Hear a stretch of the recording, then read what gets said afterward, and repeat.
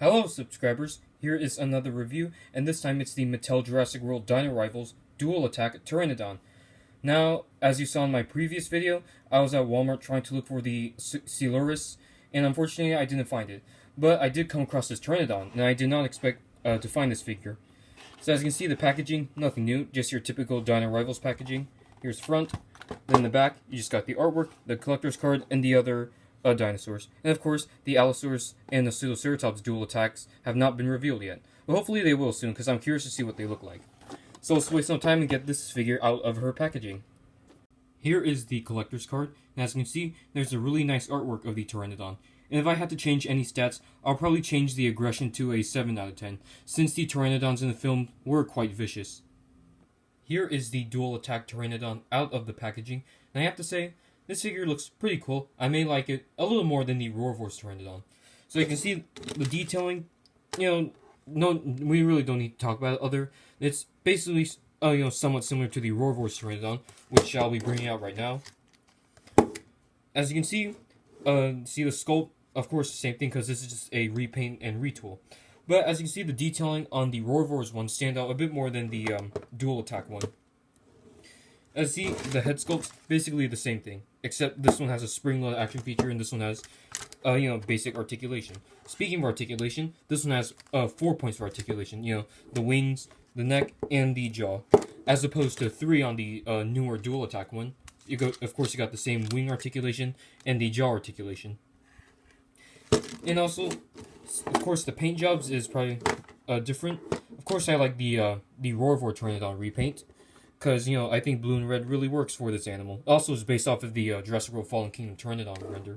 While this one isn't as appealing, I still like it, despite, the boring brown, but, the otherwise cool-looking orange. And also, I think the main reason why I like this Pteranodon more than that one is because of the proportions. As you can see, this Pteranodon right here has a huge head, but a short neck and a big muscular body, which in my opinion doesn't really look that good. Like this one, as you can see, actually has a longer neck and a thin body, like a Pteranodon should. And I know this one was bulky to fit in the electronics in there, but they could have made it slightly thinner instead of making it like a muscular bodybuilder. So yeah. Like I said, proportion-wise, this one is a lot better than the Roarvor one. Another thing to mention is that the teeth on the dual attack Pteranodon is actually painted, as opposed to the Roarvor's one right here. Even though Pteranodons never had teeth, but hey, these are Jurassic Park clones, not the real animals. Now let's take a look at the gimmick. Of course, being a dual attack, you're getting 2 spring-loaded action features right here, which is the flapping action and the chomping action. And unlike the other dual attack figures, you can't press both buttons at the same time. You can only activate one of them. Maybe because the mechanics for the chomping and flapping action and the buttons are so close together. Now onto the aesthetics of this toy, and I have to say, it looks pretty nice. Because the paint job does look fairly natural, especially combining with its good proportions. Like I said, the long neck and the skinny body. Starting with the comparisons, as you can see, we have the dual attack Pteranodon next to the other pterosaurs that Mattel has made. And of course, we've got the mega dual attack Quetzalcoatlus coming soon.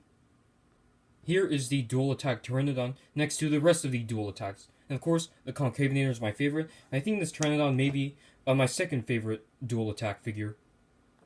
Last but not least, here is the dual attack Pteranodon next to the Collecte Mini Zafactinus. Well, there you have it, guys. This is my review on the Mattel Jurassic World Dino Rivals Dual Attack Pteranodon. And do I recommend you guys picking up this figure? I have to say yes. It's probably one of my favorite Pteranodon toys in the Mattel Jurassic World toy line. The other one being the Battle Damage Pteranodon and the basic 12-inch Pteranodon. So yeah, but if you don't like repaints or retools, then yeah, stay away from this.